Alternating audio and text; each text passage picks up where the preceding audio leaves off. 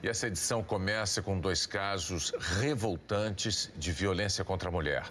O primeiro no Amazonas, onde uma jovem foi vítima de um estupro coletivo e do descaso das autoridades. Foram 4 horas de terror nas mãos de vários criminosos. Eu fiquei, acho que umas 4 horas sendo abusada, sem parar. A vítima é uma adolescente de 15 anos. Ela tinha a rotina de ir de casa para esta escola na zona norte de Manaus. No último dia 12, um amigo da família acompanhou a jovem, mas em vez da escola, a trouxe até esta casa, onde foi violentada por 5 homens, um de cada vez. O que mais foi violento foi o Daniel, ele foi o último. Eu já não estava aguentando mais. Mas ele forçava, tentava toda hora forçar. Ele segurava meu braço quando eu tentava empurrar ele para parar.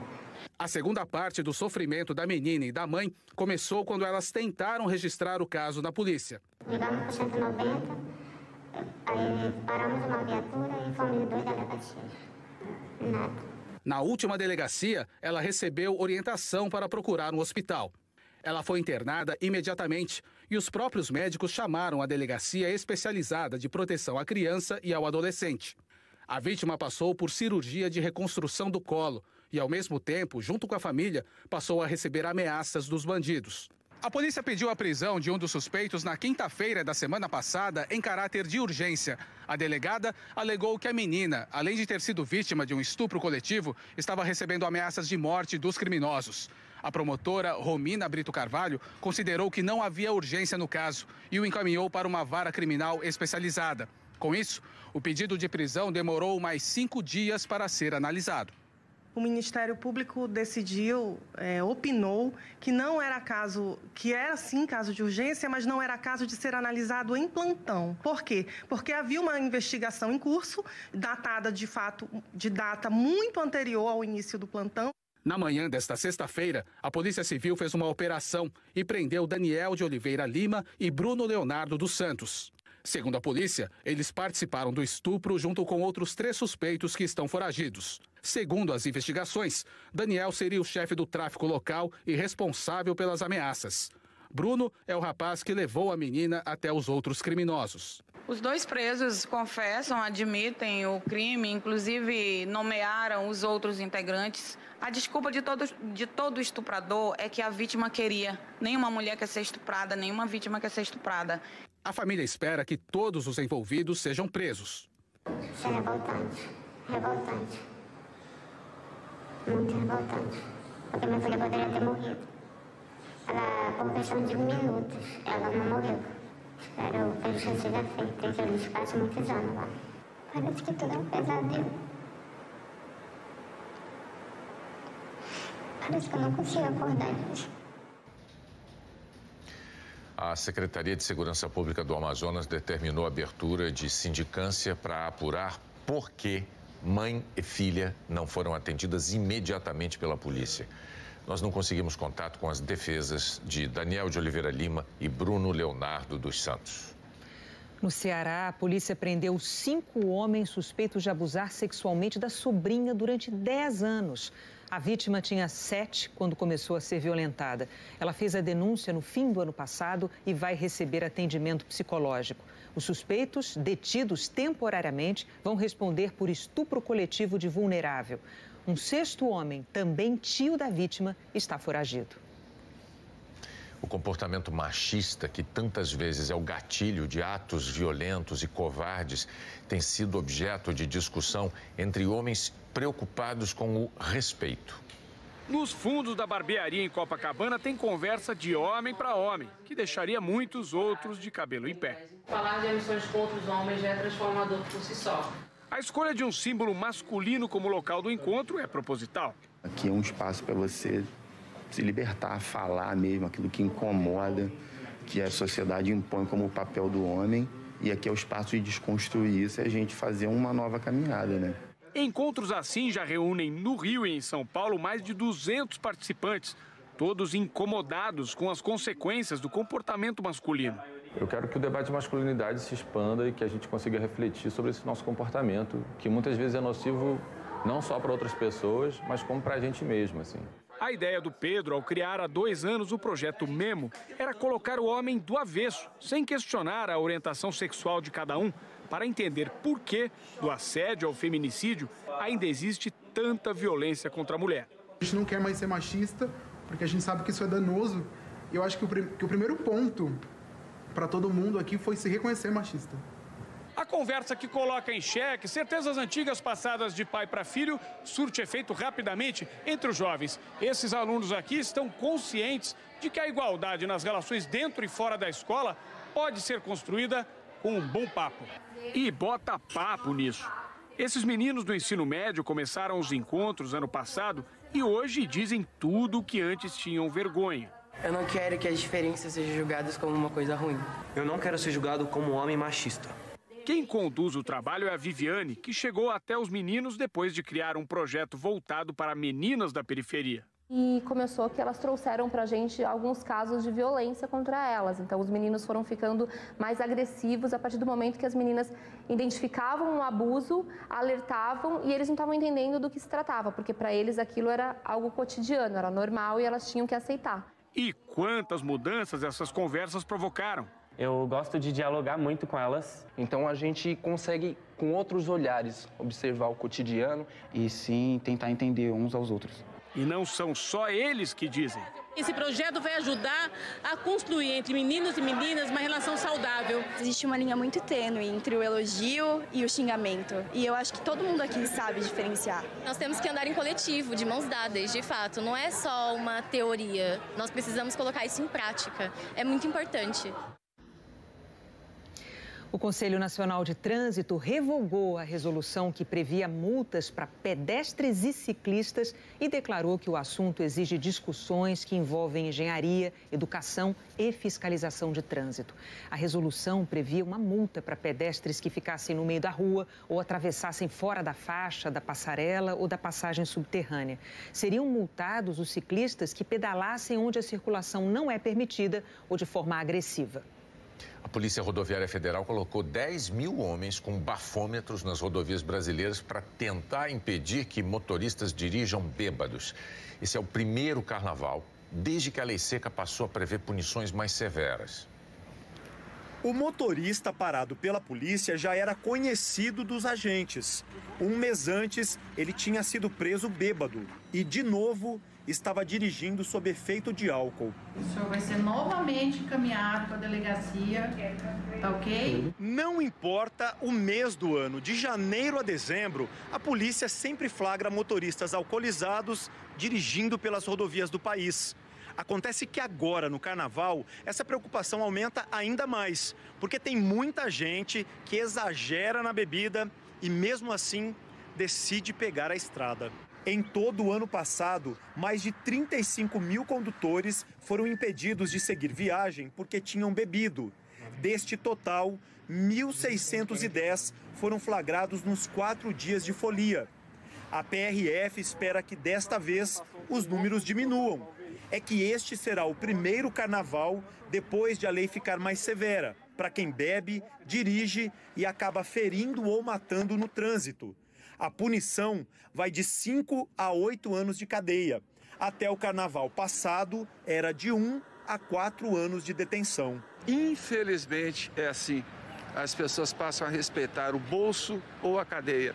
Elas tinham que entender que era a consciência, a responsabilidade de cada um que pode modificar esse quadro. A punição mais dura também impede que o delegado determine fiança para o motorista bêbado que ferir ou matar no trânsito. As pessoas vão ter que entender que agora, com essa mudança, se ele lesionar ou matar sob efeito de álcool, ele vai ficar preso. Só o juiz pode dar essa fiança a ele e outras penas maiores podem ocorrer também arbitradas pelo juiz. Mas em Anápolis, Goiás, o motorista da caminhonete em alta velocidade invadiu a calçada e matou o funcionário de uma farmácia. O teste do bafômetro apontou a embriaguez. Mesmo assim, o delegado soltou o empresário que pagou R$2.000 de fiança. R$2.000 então vale uma vida? Eu estou destruída. Porque eu não consigo nem falar. A Corregedoria da Polícia Civil de Goiás abriu sindicância para apurar por que o delegado soltou o motorista bêbado. Outro delegado que assumiu o caso pediu a prisão do infrator, mas a justiça ainda não analisou esse pedido. Os bombeiros fizeram hoje uma vistoria emergencial no Sambódromo do Rio de Janeiro. Segundo o Ministério Público, a estrutura tinha algumas pendências que poderiam pôr em risco a segurança das pessoas. A poucas horas do início do primeiro dia de desfiles das escolas do grupo de acesso, os bombeiros faziam uma vistoria emergencial e completa em toda a avenida. A vistoria dos bombeiros foi uma determinação da Justiça, atendendo a um laudo do Ministério Público do Rio. Nesse documento, o Grupo de Apoio Técnico Especializado do MP apontou uma série de problemas aqui na passarela do samba. Problemas que poderiam pôr em risco a vida de quem vai desfilar e de quem vai assistir. Foram duas vistorias que serviram de base para o relatório do MP, uma em outubro do ano passado e a outra há 3 dias. Os técnicos do Ministério Público concluíram que as edificações do Sambódromo não se encontravam devidamente protegidas pelo sistema contra incêndio. Na decisão, a juíza Mônica Teixeira citou alguns problemas encontrados na vistoria. Nos setores 3, 5 e 11, os quadros de distribuição de energia são antigos, apresentam ligações improvisadas e disjuntores e cabos soltos e com emendas. No setor 5, o dreno de um dos aparelhos de ar-condicionado a serem instalados passa por dentro do quadro de energia. A juíza disse ainda que o não atendimento às normas técnicas exigidas pelos bombeiros vem desde a construção do Sambódromo, inaugurado em 1984. No início da tarde, o Corpo de Bombeiros informou que não se opõe à realização dos desfiles. Por determinação da Justiça, o presidente da Rio Tour, a empresa de turismo da Prefeitura, e o da Liesa, a Liga das Escolas de Samba, assinaram um termo de responsabilidade. E, segundo a Rio Tour, o impasse acabou. O bombeiro já aprovou o carnaval, já aprovou todas as instalações, já apresentou o laudo na Justiça. Das 18 ações que deveríamos fazer, fizemos 90%. A segurança aqui está totalmente pronta para atender qualquer eventualidade. E pelo 3º ano consecutivo, o Rei Momo não recebeu a chave do carnaval das mãos do prefeito do Rio, Marcelo Crivella. Mas o carnaval está aí.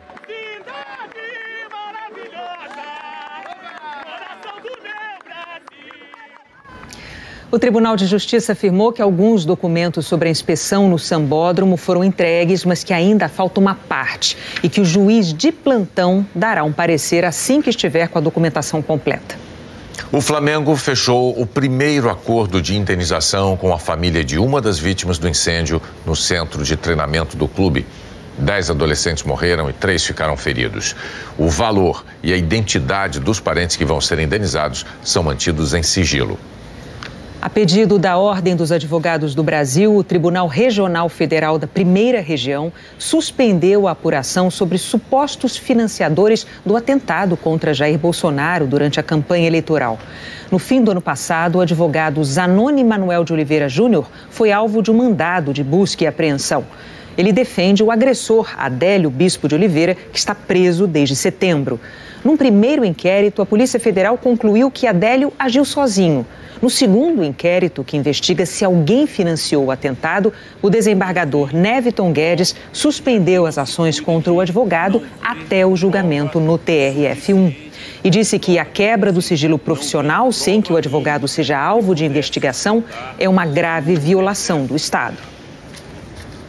A seguir, tem a previsão do tempo para o sábado de carnaval. A festa no Recife e em Salvador. A libertação de uma centena de baleias na Rússia. E o sonho de todo turista que visita a Finlândia.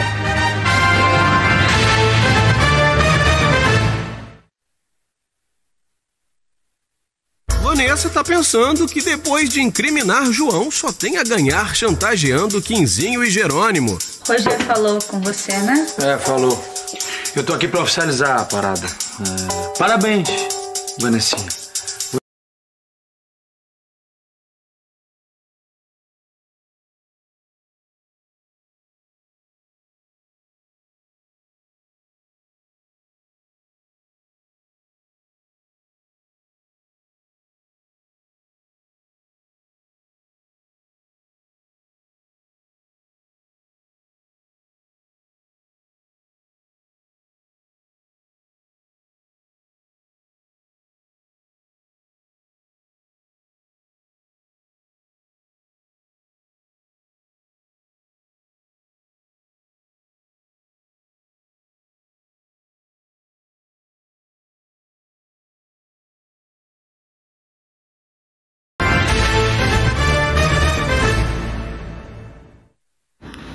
50 atrações desfilam nessa sexta-feira de carnaval em Salvador. A Patrícia Nobre está lá no Circuito da Barra e acompanhando a festa e tem notícia pra gente. Oi, Patrícia, boa noite.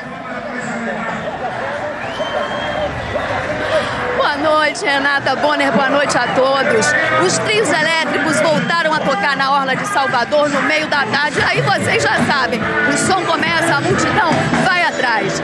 Hoje tem atração para quem curte brincar dentro dos blocos e também para o folião pipoca e se diverte de graça e segue vários trios. Tem ainda diversidade musical, axé, pagode, forró, funk.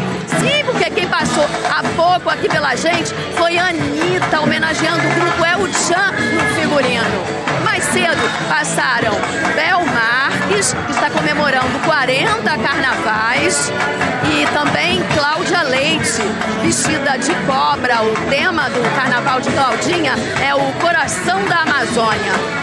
Ao todo, 32 atrações fazem esse circuito hoje. Aqui pertinho da gente agora, a gente tem Igor Canário.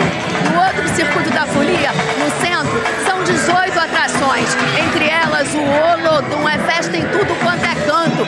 Não é à toa que o carnaval deste ano em Salvador está recebendo 800 mil turistas.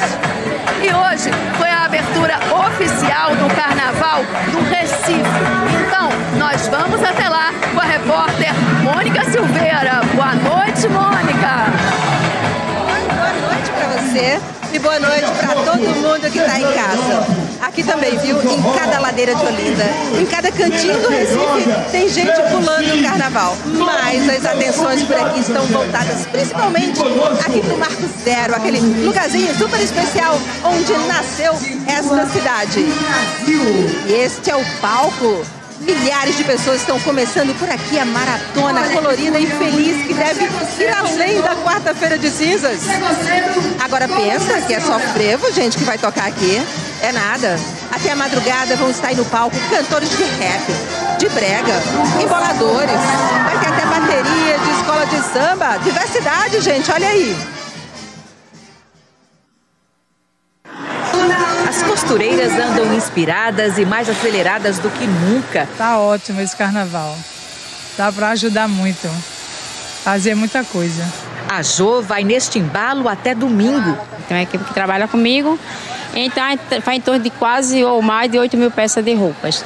Neste galpão, 30 costureiras trabalham 12 horas por dia desde o início do ano. Elas costuram para escolas de samba, blocos, lojas e gente que adoram a fantasia.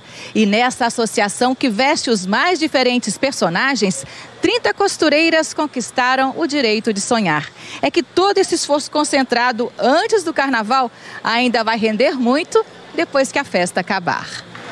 Desta vez, a laje na casa da dona Lisete sai. Vou colocar na reforma da minha casa.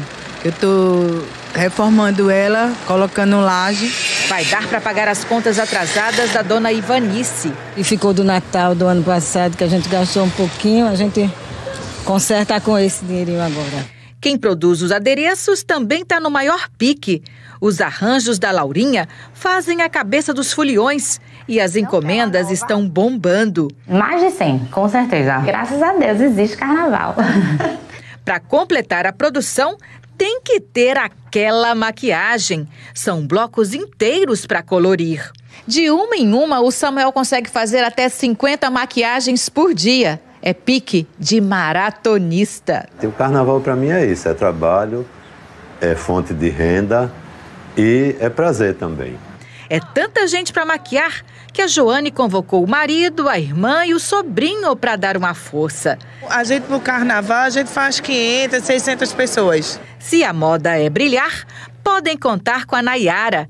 Ela e 12 ajudantes estão na maior correria, enchendo os potinhos de glitter. A ideia da gente é chegar a quase 40 mil potinhos nesse carnaval de 2019. É melhor se apressar, porque o Galo Gigante, a maior celebridade do carnaval de Pernambuco, já está de pé, decretando que o frevo não para mais.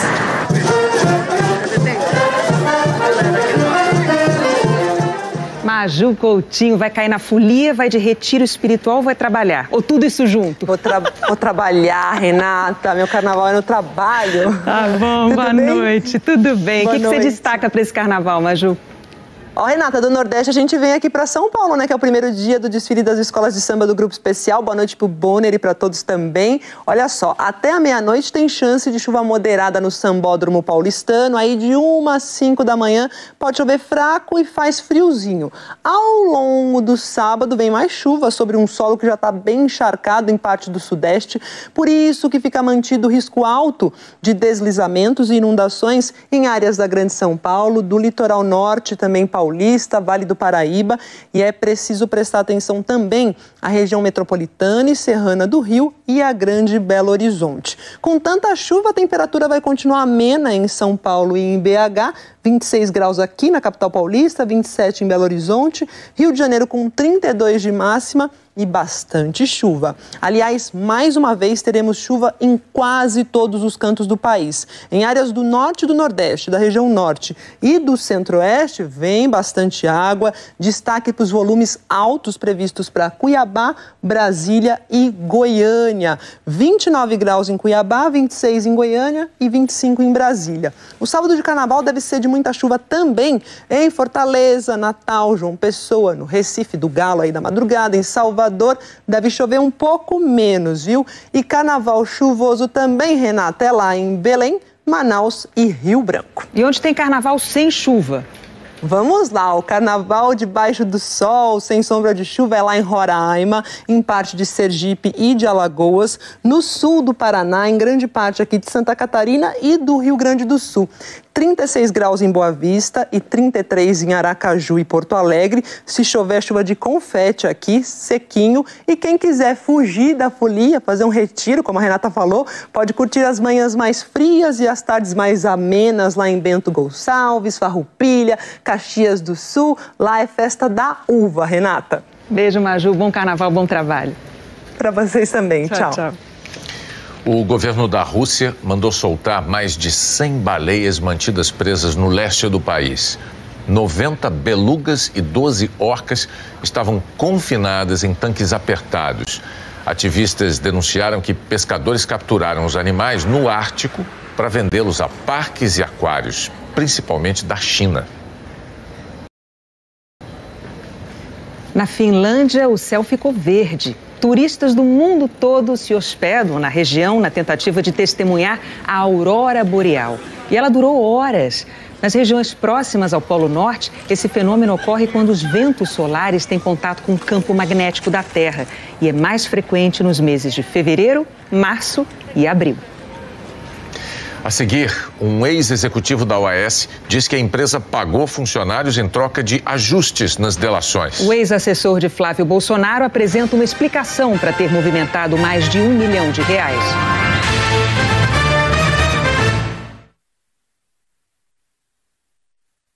Carnaval com energia solar no Auto Esporte. Dá para levar esse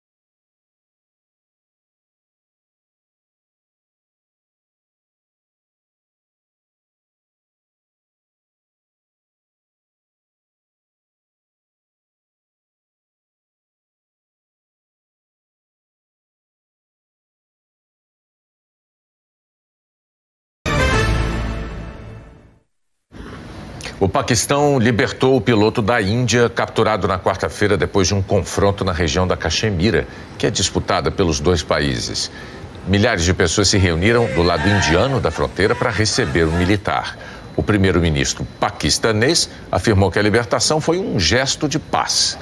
A crise mais recente entre as potências nucleares começou na terça-feira, quando aviões da Força Aérea Indiana entraram no espaço aéreo do Paquistão e atacaram um campo de treinamento de militantes islâmicos. O Departamento de Estado americano está oferecendo uma recompensa de $1 milhão a quem ajudar na captura do novo chefe da rede terrorista Al-Qaeda, um filho de Osama Bin Laden. O sorriso e as sobrancelhas grossas lembram o pai. O discurso também. Nos últimos anos, Hamza Bin Laden passou a publicar mensagens convocando muçulmanos a atacarem os Estados Unidos e seus aliados, seguindo os passos do homem que aterrorizou o mundo ao comandar os maiores atentados da história. Os ataques de 11 de setembro de 2001 mataram quase 3.000 pessoas.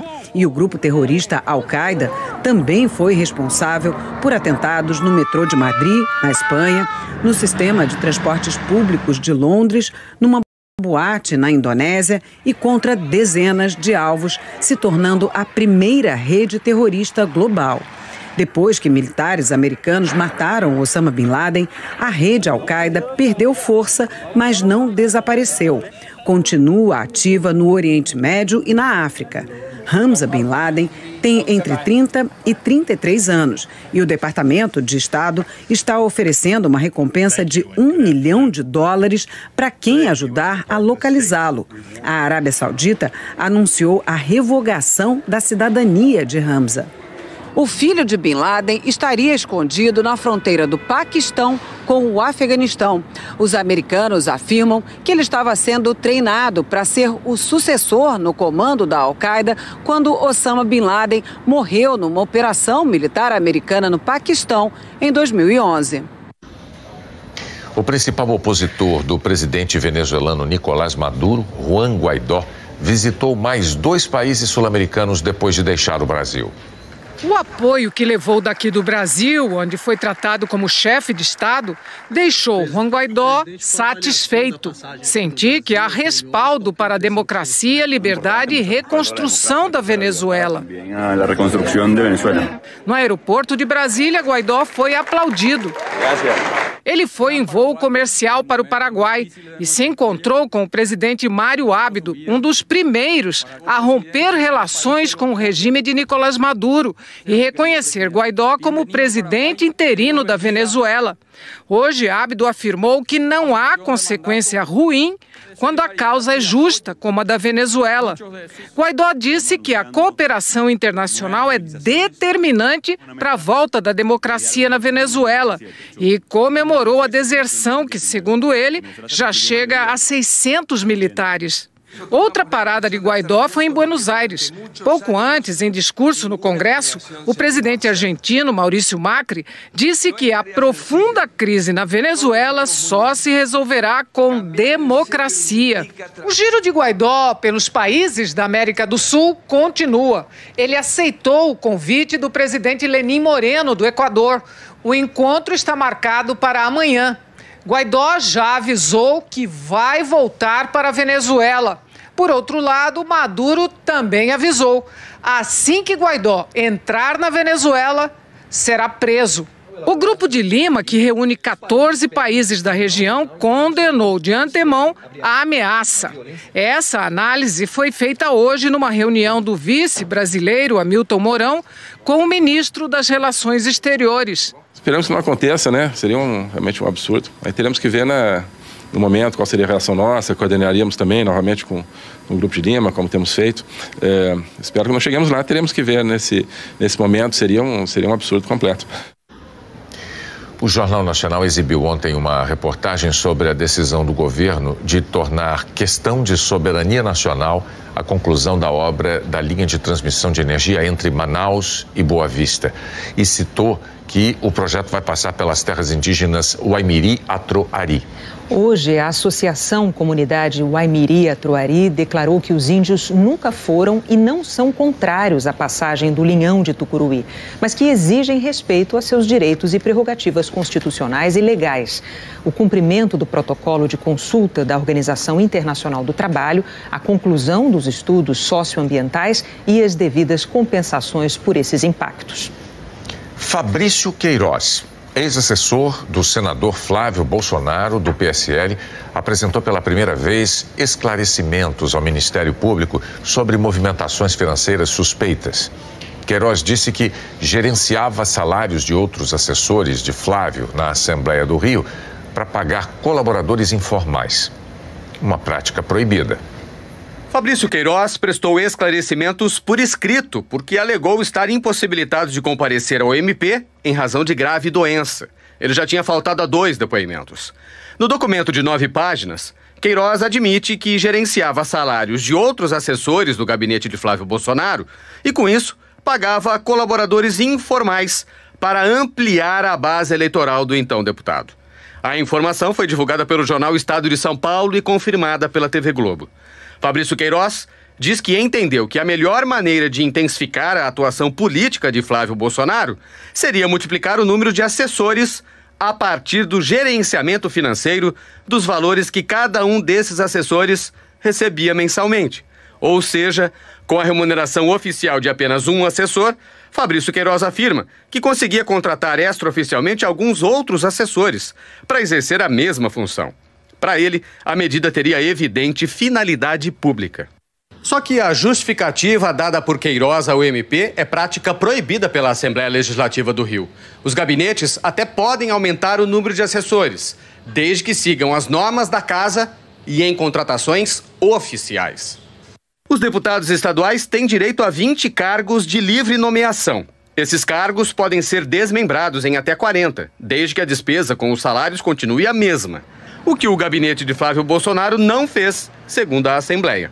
Nos esclarecimentos que enviou ao Ministério Público, Queiroz explicou a estratégia que usava, mas não citou nomes dos assessores, nem a forma como contratava o que chamou de colaboradores informais. O COAF, o Conselho de Controle de Atividades Financeiras, diz que Fabrício Queiroz movimentou R$1.200.000 entre janeiro de 2016 e janeiro de 2017. E considerou o valor incompatível com a renda do ex-assessor parlamentar. O COAF identificou ainda que assessores do gabinete de Flávio Bolsonaro depositavam valores na conta de Queiroz. O Jornal Nacional fez o cruzamento das datas dos depósitos feitos em dinheiro nas contas do ex-assessor com os dias de pagamento dos salários da Alerj. Em praticamente todos os meses, a maior parte do dinheiro entra na conta de Fabrício no mesmo dia ou poucos dias depois dos servidores receberem o salário.